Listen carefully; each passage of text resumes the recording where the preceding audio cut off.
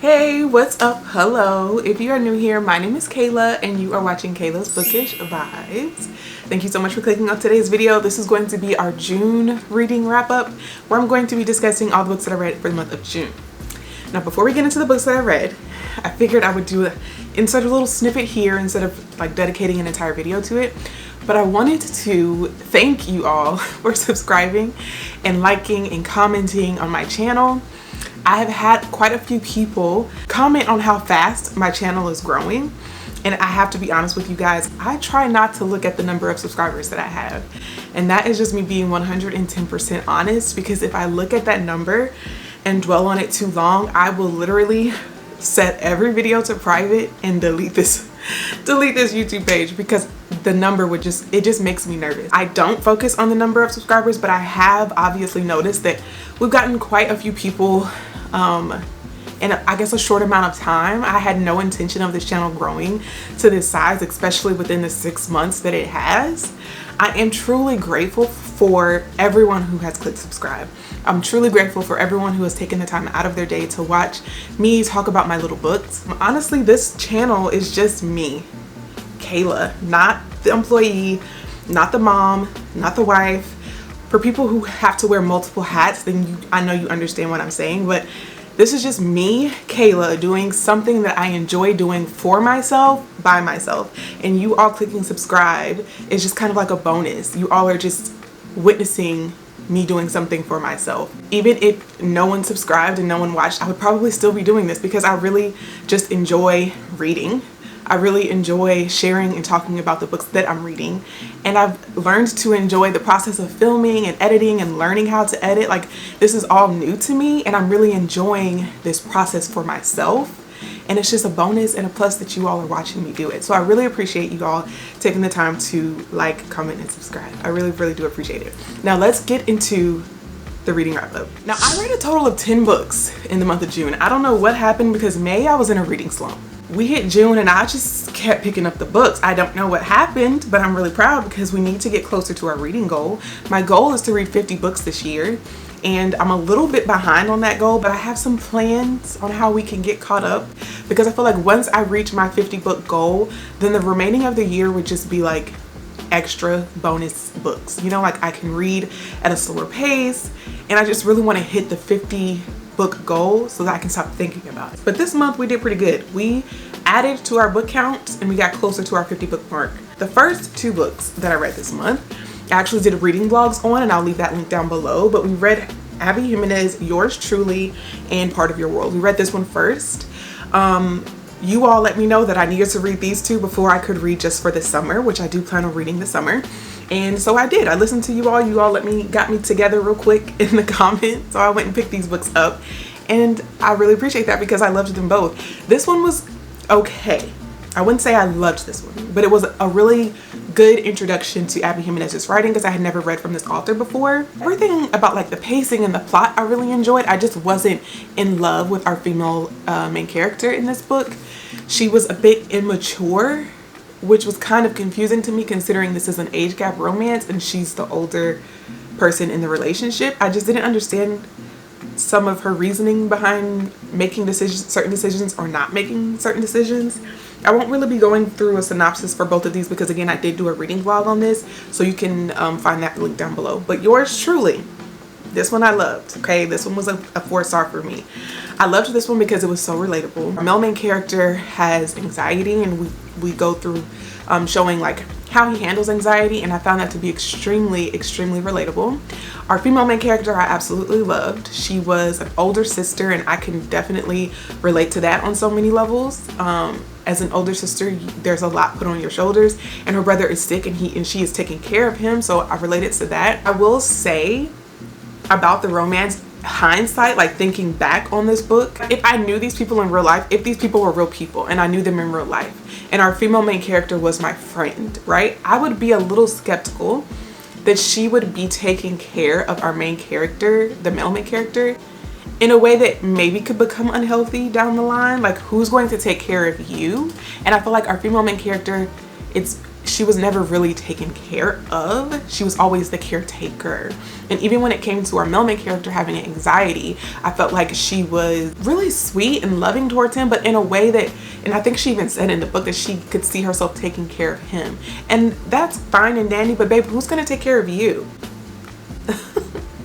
I didn't think about that until I was like reflecting on this book, and I was like, I could see later down the road, like you kind of getting tired of having to always be the caretaker and go the extra mile to make sure that he is comfortable and that his anxiety isn't being triggered. But it's like, what about you? Who is going to take care of you?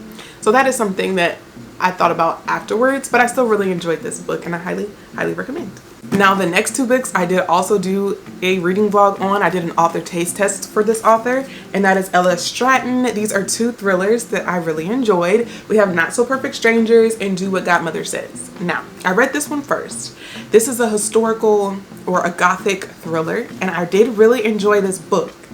I just didn't like the twist at the end. For me, when I'm reading a thriller, I need to be confused. I need to be trying to figure out what's going on. Like, I need to feel like I'm onto something, and I want to feel like I'm right the whole time, but then at the end I want you to be like, nope, you thought you knew, but you obviously had no idea. And I didn't get that in this book. Like, I thought I knew the whole book and I was right the whole book, and I don't like that in thrillers. I do try to just read thrillers and just enjoy them without making predictions, but I feel like anyone who reads thrillers, you naturally try to guess who did it, or like try to guess the conclusion as you're reading it. And typically I feel like it's the author's job to kind of lead you astray so that when the plot twist hits, like it really hits. And I feel like we didn't get that in this book, but I did love this book for so many other reasons. Please check out that reading vlog because I think I did a much better job. It was like way fresher on my mind. I loved LS Stratton's ability to convey community in a way that's not always present. In fact, in a way that's very rarely present in thrillers. And I think because she is a Black author writing Black characters, it just felt really relatable to me, versus like maybe reading like a thriller about like super rich people. Like, you enjoy watching the rich people argue and have like rich people problems and all of that, but when you read a thriller with people who are more closely relatable to you, it's more thrilling because you can see these things happening to you, and that makes it like scarier, for lack of a better word. Really enjoy LS Stratton's ability to do that. And Not So Perfect Stranger, she was able to do the same thing. Now this one I loved. I did not see the ending coming. I was tricked and bamboozled. So this one I was not able to predict the ending, and I really enjoyed this one as well. In this one we are following Shanice, I think, is in this book. In this one we are following Tasha, who is in an abusive relationship, and she is trying to escape. While trying to escape, she runs into Madison, and she ends up helping Madison escape what she believes is also an abusive relationship. Madison's character was unhinged. It's one of the reasons that I love this book so much. LS Stratton was able to really write a very unhinged character in a way that almost makes you kind of want to root for them. Just a little bit, just a real tiny bit. I was kind of rooting for Madison, but then I was like, nah, babe, you've taken it too far. You've taken it way too far. I really enjoyed this one, and I highly recommend that you read it. I gave this one 3 stars, I believe 3 or 3.5, and I gave this one 4 stars. I really enjoyed them both. All right, I did read a romantasy in the month of June, and I really enjoyed it. I'm actually already reading the second one in the series. This book is called Spark of the Everflame, and I guess the series is called The Kindred Curse Saga. This was written by Penn. I saw this everywhere on Bookstagram and BookTok. All of the romantasy girlies that I follow have really been loving this series, so I thought, why not? I read it first on Kindle Unlimited to make sure that I actually enjoyed the book, and I did. I gave it a 3.5. But I was invested so much in the character and the way that the book ended, I needed to continue on with the series. Enjoying the second book even more than I enjoyed this one.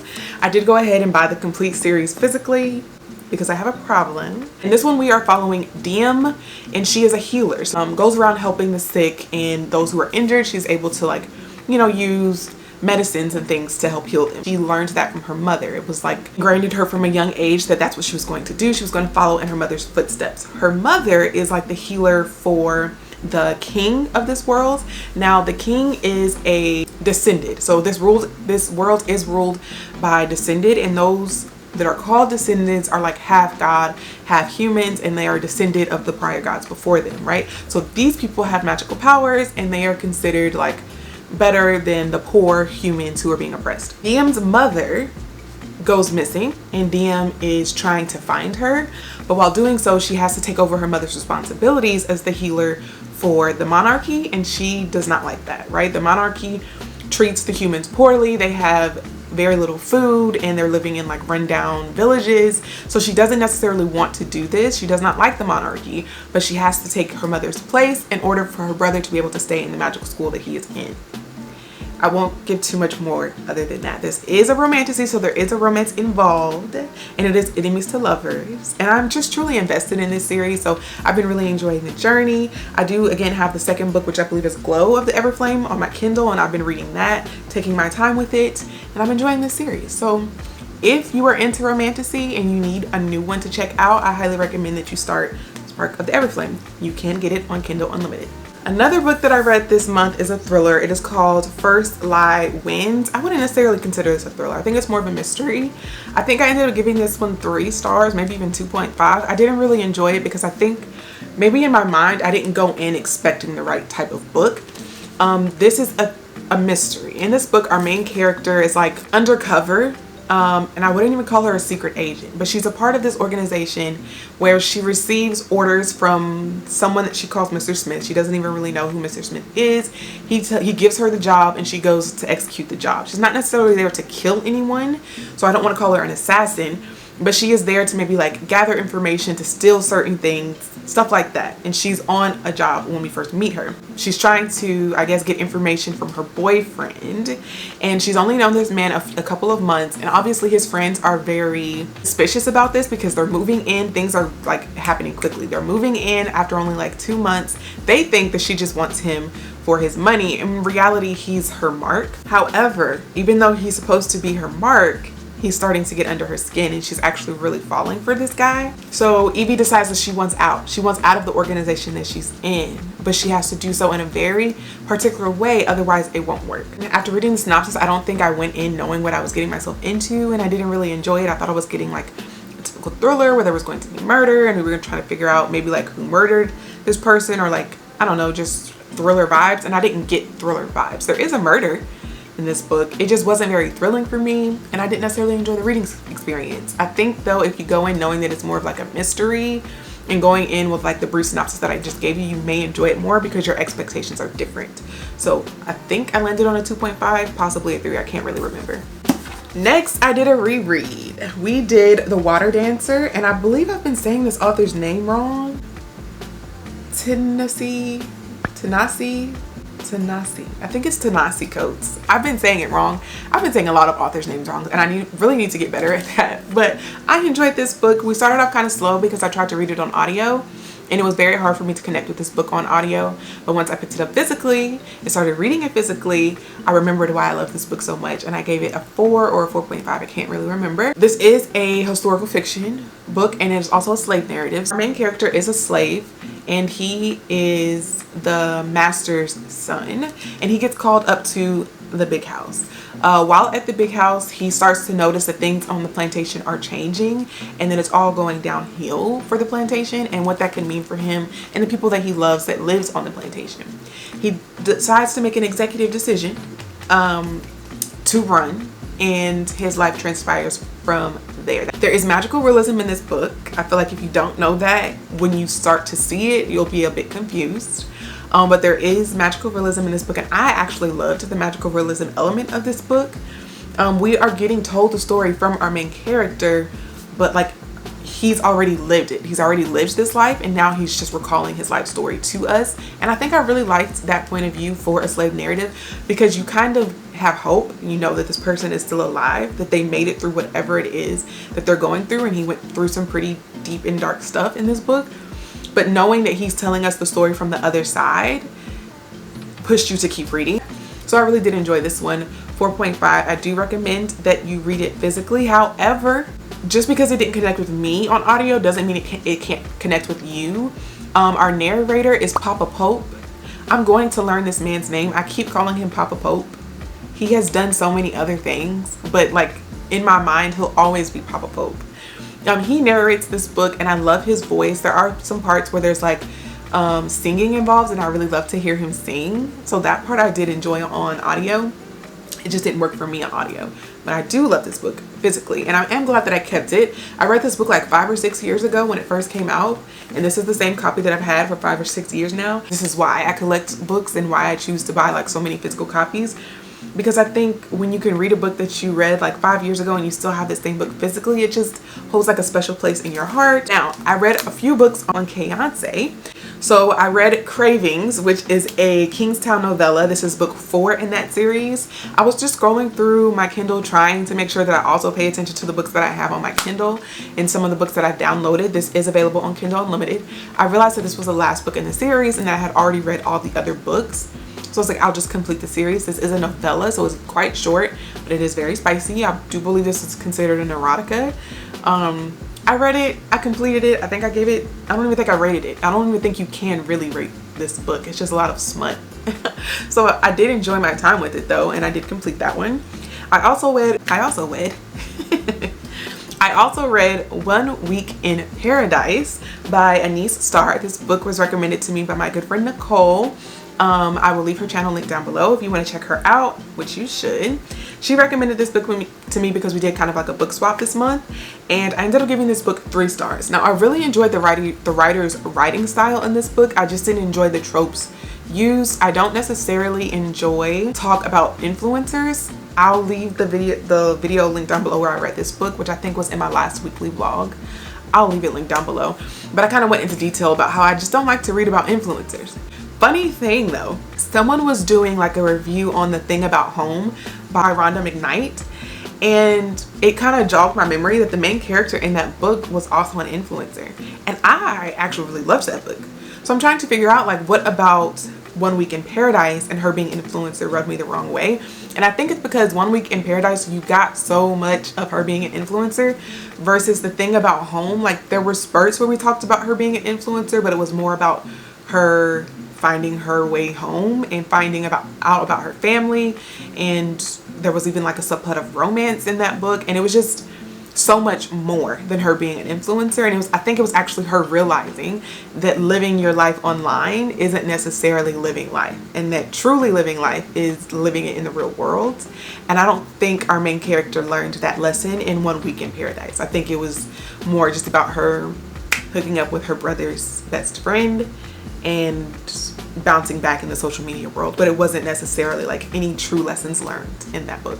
So maybe that was the difference. But for One Week in Paradise, I gave it 3 stars. I do want to check out more from that author though, because I did really love her writing style. The next book I read was Jamal, the IT Guy by Kasha Thompson.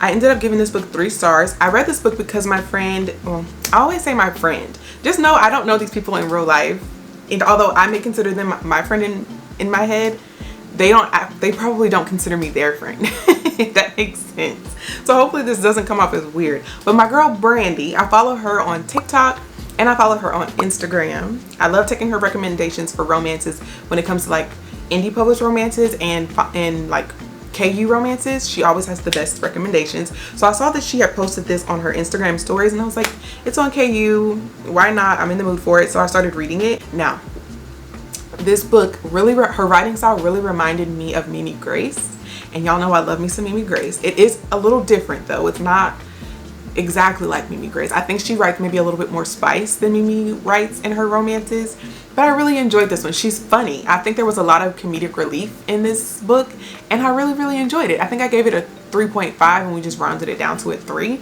But Jamal the IT Guy is about Jamal the IT guy. Oh, my husband is calling me. 1 second. Hey there, governor. You get anything? Oh no, the boys is gone. Put the red panties on, honey. One of McGregor made us rich. Break out the red panties. I'll be home in a minute. We gotta wrap this up, folks. Okay, so Winnie is our female main character in that book, and she works for a company. She's kind of just getting her foot in the door as like an assistant, but she really wants to be like the social media manager of this company. And anytime she has like problems with her computer, she always takes it downstairs to Jamal, the IT guy. I say that because Jamal is not the IT guy. He's like in a very high management position. But because he has this crush on Winnie, he allows her to think that he's the IT guy because he wants her to come to him anytime she has problems with her electronics. I thought that was so cute. This is a workplace romance. I did really enjoy it, and I want to check out more from this author. I think I have a few other of her books already downloaded on my Kindle. I just haven't been reading a lot of KU romances, and I need to get back into that. Do recommend this one if you enjoy rom-coms that are spicy. Like, there's some funny moments in this, but this is a spicy romance. Don't let the cover fool you. This is a spicy book. I'm not even gonna lie.